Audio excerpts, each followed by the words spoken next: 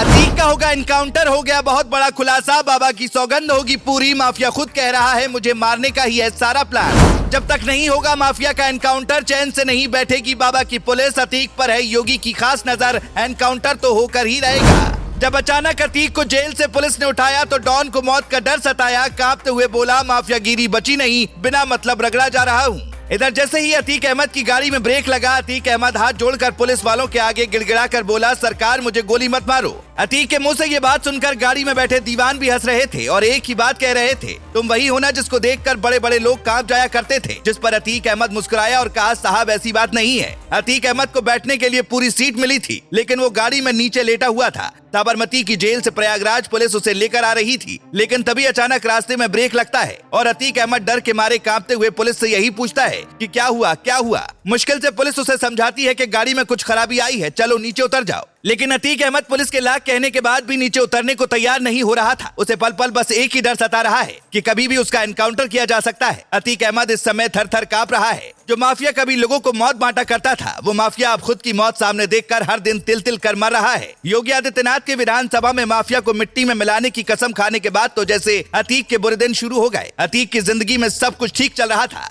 लेकिन इसी बीच जब प्रयागराज में उमेश पाल की दिन दहाड़े हत्या की गई तो उसके दिन भी पूरे हो गए। इस हत्याकांड में उसकी बीवी और बच्चे तो आरोपी हैं ही, साथ ही अब अतीक अहमद को भी इसमें आरोपी बनाया गया है। आपको बता दें कि इसीलिए प्रयागराज पुलिस साबरमती जेल से उसे लेकर प्रयागराज आ रही थी, ताकि कोर्ट में उसे पेश करके उसकी रिमांड मांगी जाए। असल में उमेश पाल हत्याकांड के बाद से ही अतीक अहमद का पूरा परिवार फरार चल रहा है। उसकी पत्नी और बेटे दोनों पर इनाम घोषित है और दोनों ही मोस्ट वांटेड हैं, लेकिन अब तक दोनों का कोई पता नहीं चल सका है। इसीलिए पुलिस ने भी अब सॉलिड प्लान तैयार किया ताकि अतीक के परिवार को घुटने पर लाया जा सके। अब अगर इस केस में अतीक अहमद से सीधे पूछताछ होगी तो उमेश पाल हत्याकांड की गुत्थी भी आसानी से सुलझ जाएगी और माफिया को आसानी से अंजाम तक भी पहुंचा दिया जाएगा। अतीक अहमद को भी अपनी मौत का डर है, इसीलिए वो बार बार मीडिया के सामने यही कह रहा है कि उसे मारने की ही प्लानिंग है। इतना ही नहीं, क्योंकि अब तक उसकी जान बची है, इसीलिए उसने मीडिया का धन्यवाद भी किया है। जब प्रयागराज पुलिस उसे साबरमती की जेल से निकाल रही थी, तब अतीक अहमद ने कहा कि पुलिस की नीयत ठीक नहीं है, ये मुझे मार डालना चाहते हैं, मुझे मारने की साजिश रची गई है, इसीलिए बार बार साबरमती जेल से प्रयागराज ले जाया जा रहा है। अब क्योंकि शुरुआत में ही अतीक अहमद ने आरोप लगा दिया था, तो पुलिस भी पूरी तरह से अलर्ट हो गई ताकि कोई भी गड़बड़ी ना हो। पुलिस के जवानों के कंधे पर स्पेशल डिवाइस तक लगाई गई ताकि अतीक अहमद पर हर एंगल से नजर रखी जा सके। मीडिया रिपोर्ट की माने तो योगी आदित्यनाथ खुद अतीक को लाइव देख रहे थे।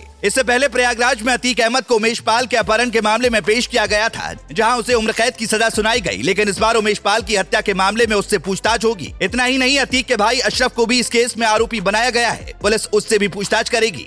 आपको बता दें कि 24 फरवरी को दिन दहाड़े शूटआउट में उमेश पाल और उसके सरकारी 2 गनरों की हत्या के मुकदमे में अतीक और अशरफ पर साजिश रचने के आरोप हैं। हालांकि अब देखने वाली बात होगी कि क्या अतीक अहमद को हमेशा हमेशा के लिए रास्ते से हटाया जाएगा या फिर माफिया पूरी जिंदगी जेल में सड़ेगा।